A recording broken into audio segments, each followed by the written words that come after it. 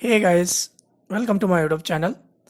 And guys, अगर आपने मेरा चैनल सब्सक्राइब किया है तो आपने देखा होगा कि पिछला वीडियो में मैंने जो अपलोड किया था उसमें बताया था कि जो मेरा आज का वीडियो होगा, इस वीडियो में हम आज वी सेंटर सर्वर, इसके कंपोनेंट्स क्या हैं और सर्विसेज क्या हैं, इसके बारे में सीखेंगे। मैंने पिछले वीडियो में ही बता दिया था।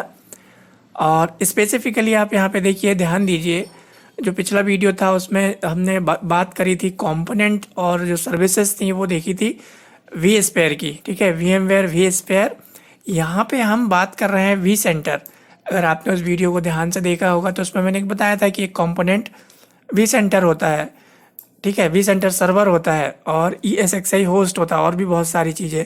तो हम यहाँ पे स्पेसिफिकली देख रहे हैं जो सर्वर होता है उसके कंपोनेंट क्या हैं और इसकी सर्विसेज क्या हैं, तो आपको कन्फ्यूज़न नहीं होनी चाहिए।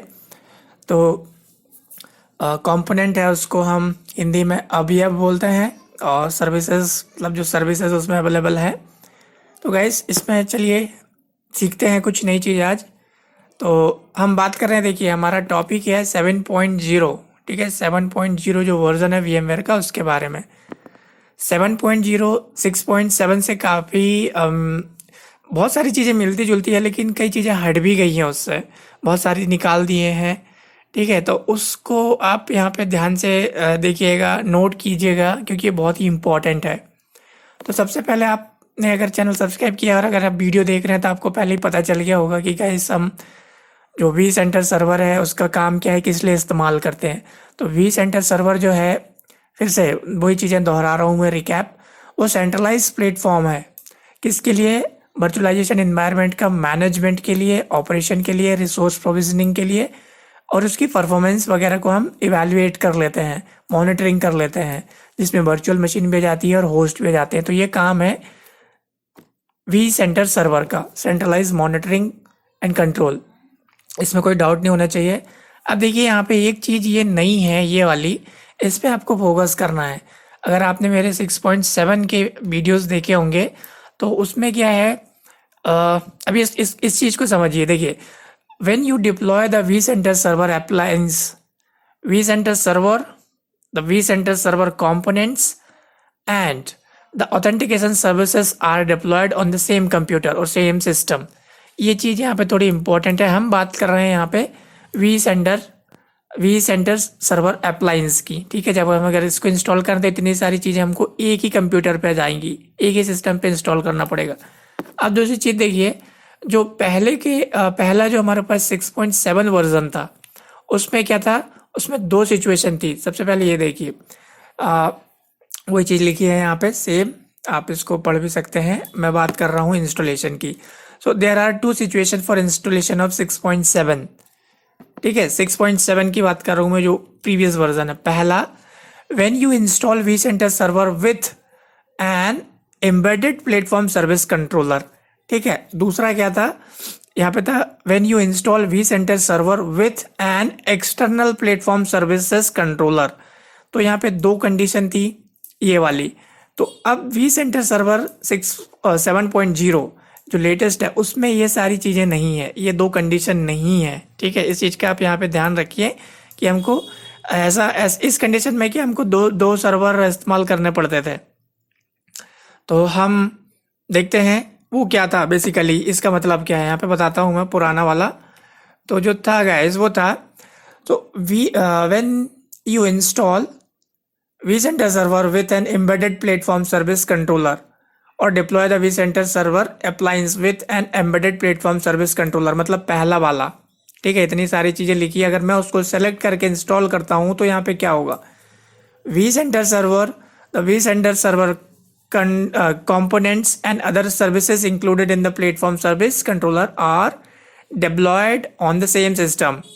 ठीक है, all on single server, एक ही सिस्टम पे हम इतनी सारी चीज़ों को, सारी की सारी चीज़ें इंस्टॉल कर लेते थे सिर्फ एक सिंगल सर्वर पे। लेकिन अब अगर हम जो दूसरा ऑप्शन सेलेक्ट करते थे, कौन सा, विथ एन एक्सटर्नल प्लेटफॉर्म, ये वाला, इसको थोड़ा with an external platform service controller वाला ऑप्शन अगर हम लेते थे, तो यहाँ पे क्या है, deploy the vCenter server appliance with an external platform services controller vCenter server and the vCenter component are deployed on one। आपको यहाँ पे ध्यान देना चाहिएगा 6.7 पर अगर आप चाहते हैं प्रैक्टिस करना, तो जिसके कंपोनेंट है वो एक सिस्टम पे जाएंगे, क्या किसके, vCenter server and vCenter server components. उसके बाद में क्या है, and the services included in the platform service controller are deployed on the another system. तो आपको यहाँ पे 2 कंप्यूटर 2 सर्वर चाहिए होते थे इंस्टॉल करने के लिए, एक में कंपोनेंट एक में सर्वर, ठीक है। तो ये सिचुएशन थी, ये वाले में आपको 2 सर्वर लगते थे यहाँ पे इसमें, और ये वाले में 1 सर्वर। बट अब क्या हुआ है यहाँ पे, ये नहीं है, ये कंडीशन नहीं है। ये तो था 6.7 का, हम सीख रहे हैं 7.0। तो 7.0 में क्या है, ये कंडीशन नहीं है। अब देखिए यहाँ पे the following components are included in the vCenter server appliance deployment. तो अभी हम जो डिप्लॉयमेंट करते हैं वो वी सेंटर सर्वर अप्लायंस के थ्रू इसका इंस्टॉलेशन करते हैं।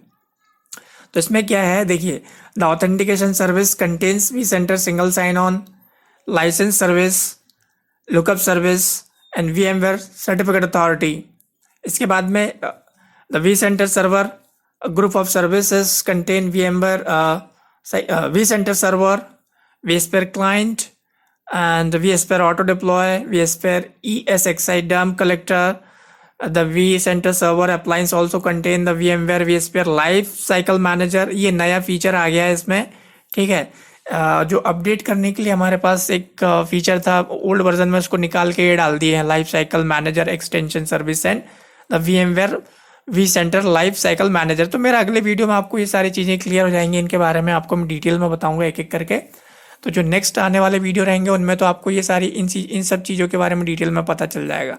तो आपको ये सब मालूम होना चाहिए कि इस कंडीशन में क्या हो रहा है, जो यहाँ पे जो सर्विसेज हैं और इतनी सारी सर्विस है कहना चाहिए यहाँ पे वी सेंटर सर्वर अप्लायंस के अंदर। तो ये सब की सब हम एक ही जगह पे मिल जा रही है, हमको इसको अलग अलग इंस्टॉल करने की ज़रूरत नहीं रहेगी, ठीक है।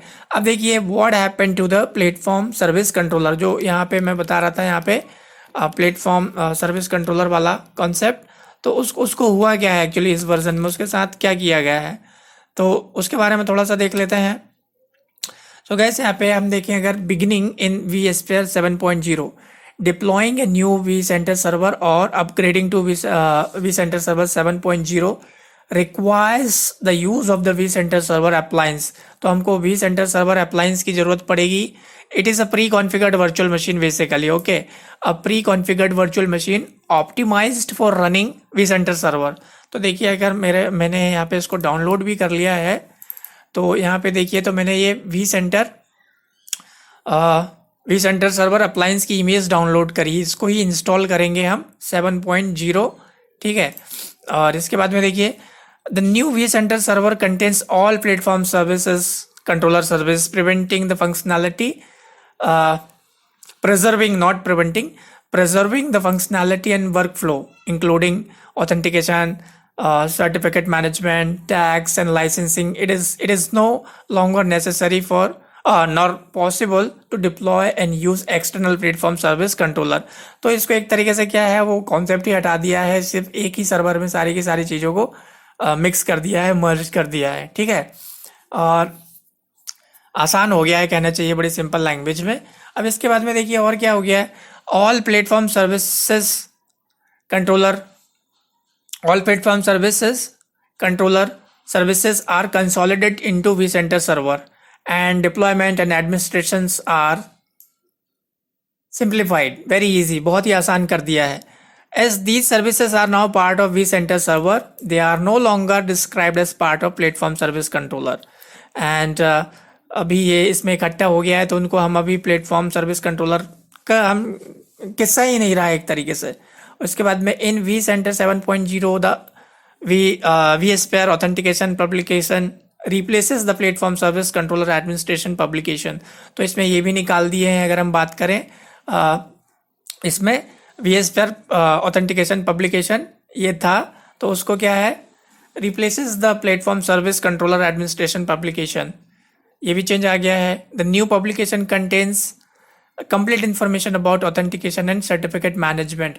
तो अभी हम इसको इंस्टॉल करेंगे तो आपको और क्लैरिटी मिलेगी नए उसमें हम सारा देखेंगे कहाँ पे कौन सा फीचर है किस तरीके से। तो गैस इस वीडियो में इतनी इन्फॉर्मेशन आपके साथ शेयर करना था, क्योंकि इसमें कन्फ्यूज़न नहीं होना चाहिए। क्योंकि अगर आप उलझ के रह गए कि भाई 6.7 हम ऐसे इंस्टॉल करते थे और अभी ये वाला नया है तो इसको कैसे इंस्टॉल करेंगे, तो पहले तो आपको क्लियर होने चाहिए, क्लैरिटी होने चाहिए दोनों में अंतर क्या है। ठीक है, उसके बाद में हम आगे देखेंगे। आगे की वीडियो में मैं आपको बताऊंगा जो सर्विसेज हैं इसमें बहुत सारी, और जो कंपोनेंट है डिटेल में, ये वाला पार्ट अगले वीडियो में हम कवर करेंगे। जैसे कि वीएसपीआर ऑटो डिप्लॉय क्या है, डंप कलेक्टर क्या है, तो ये मेरा अगले वीडियो में मैं आपको बताऊंगा। तो गाइस चैनल को सब्सक्राइब जरूर करें, कमेंट शेयर और लाइक ज़रूर करें, और मिलते हैं अगले वीडियो में। आई होप कि वीडियो इन्फॉर्मेटिव होगा, और इन्फॉर्मेटिव है तो आपको पता है आपको क्या करना है, इसको लाइक एंड शेयर करना है। तो मिलते हैं अगले वीडियो में। Till then bye bye.